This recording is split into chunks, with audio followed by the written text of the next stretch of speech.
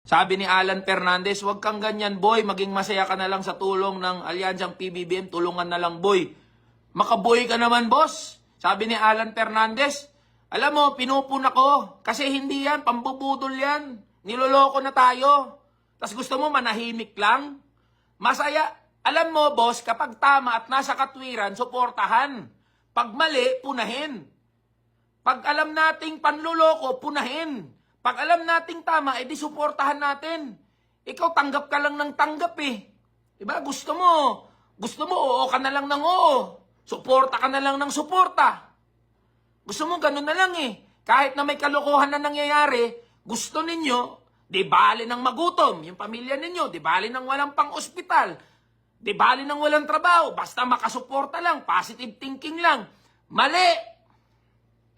Paano ka magpa-positive thinking kung sa paligid mo, sa nangyayari sa bansa natin, puro kalokohan ang nangyayari?